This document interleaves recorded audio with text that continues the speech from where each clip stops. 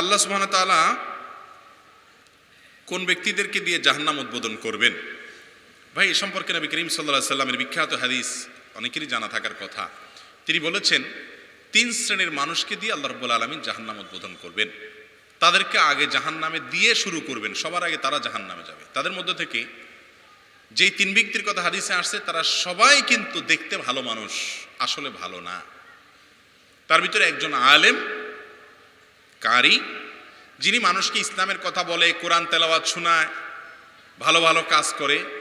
এই ব্যক্তিকে আল্লাহ কিয়ামতের দিন ডেকে বলবেন, তোমাকে আমি অনেক কোরআন হাদিসের জ্ঞান দিয়েছি, আলেম হইছো, হাফেজ হইছো, কারি হইছো, সুন্দর কণ্ঠ আছে, সব দিছি, কি করছো তুমি বলো এগুলো দিয়া?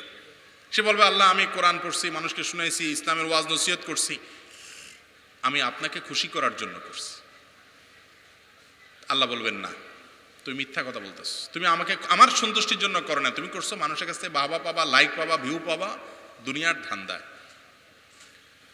এবং যেটার জন্য করেছো সেটা দুনিয়াতে পেয়ে গেছো। এখন তোমার কাছে জন্য আমার কাছে আর কিছু নাই, আমার নেয়ামতের কোনো শুকর তুমি আদায় করো নাই, তুমি করছো দুনিয়ার জন্য, সেটা পেয়ে গেছো। এরপর তাকে জাহান্নামে ফেলা হবে।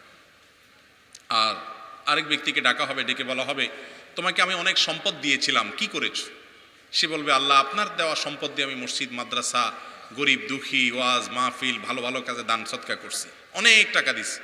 আল্লাহ বলবেন, না, তুমি মিথ্যাবাদী, তুমি এগুলো এজন্য করেছো যে সবাই তোমাকে বাহবা দিবে, দানবীর বলবে, নাম যশ খ্যাতি হবে, এই সুনাম সুখ্যাতির আশায় তুমি করেছো। তুমি আমার কাছ থেকে সন্তুষ্টির আশা হলে কারোর কাছ থেকে কোনো কিছুর আশা করতে না, অনেক সময় গোপন রাখতা, সেটা তুমি করো নাই। অতএব যে জন্য করেছো সেটা দুনিয়াতে পেয়ে গেছো, এখন তোমাকে জাহান্নামে নিক্ষেপ করা হবে, তাকে দিয়ে জাহান্নাম উদ্বোধন করা হবে। আবার আরেক ব্যক্তি যাকে আল্লাহ রাব্বুল আলামিন শরীরের শক্তি সমক্ষমতা দিয়েছেন, সে হয়তো আল্লাহর রাস্তায় জিহাদ করতে করতে শাহাদাতের মৃত্যু হয়ে দুনিয়া থেকে গেছে, বাহ্যিকভাবে শাহাদাতের। তাকে আল্লাহ ডেকে জিজ্ঞাসা করবেন, তুমি কি করেছো তোমার জীবনকে? সে বলবে, আল্লাহ গোটা জীবনই তো আপনার রাহে দিয়ে দিছি, আমি মৃত্যুর মুখে পতিত হয়ে গেছি, জীবন বাজি রেখেছি, আমি শাহাদাত বরণ করেছি তোমার দিনের জন্য। আল্লাহ বলবেন, না, তুমি লড়াই করেছো বীর সাজার জন্য, যে সবাই তোমাকে বাহাদুর বলবে, বীর বলবে, হ্যাঁ, তুমি যোদ্ধা হবে, সুনাম শক্তির জন্য, সেগুলো দুনিয়াতে হয়ে গেছে। এরপরে তাকে জাহান্নামে নিক্ষেপ করা হবে। এই 3 জন ব্যক্তিকে সর্বপ্রথম জাহান্নামে ফেলা হবে। এখান থেকে বোঝা যায় আমরা যারা ভালো ভালো কাজ করি, আল্লাহ ভালো ভালো কাজ করার তৌফিক দেয়। যারা খারাপ কাজ করে বা ভালো কাজ করার তৌফিক পায় না, তাদেরকে তাচ্ছিল্য না করে আমার আমলটা কতটুকু আমি সেফে রাখতে পারতেছি, কতটা আমি নিরাপদ রাখতে পারতেছি, কোনো রিস্কের মধ্যে পড়ে যাচ্ছে কিনা, সেই হিসাবটা আমাদের বেশি কষা দরকার। ঠিক না বে ঠিক? অনেক লোক আছে নিজে একটু ভালো হলে আর দুনিয়ার অন্য মানুষকে মানুষ মনে করে না, অহংকার করে। অহংকার করার কোনো কিছু নাই ভাই। আমল করার পর সেটা যেন নষ্ট না হয়। বিশেষ করে এই যুগে তো ফেসবুকের এই যুগে, সোশ্যাল মিডিয়ার এই যুগে, ভালো কোনো কাজ করব আর ফেসবুকে সেলফি তুলে ছবি দেব না, এটা তো হয় না।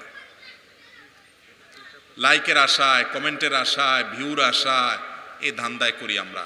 আমি সহ আল্লাহ তাআলা আমাদের সবাইকে এই ভয়াবহ জায়গা থেকে হেফাজত থাকার তৌফিক দান করুন। আমার জন্য দোয়া করবেন, আল্লাহ যেন ওয়াজ নসিহত করতেছি যেন আল্লাহর খুশির জন্য করার তৌফিক দান করেন, যেন ব্যক্তি স্বার্থ, দুনিয়ার ধান্দা যেন না থাকে। আমি ইখলাসের দোয়া চাই ওলামাদের জন্য, সবার জন্য আপনারা দোয়া করবেন, আপনাদের জন্য দোয়া করি। আল্লাহ তাআলা আমাদের সবাইকে ভয়াবহ ফিতনা থেকে বেঁচে থাকার তৌফিক দান করুন।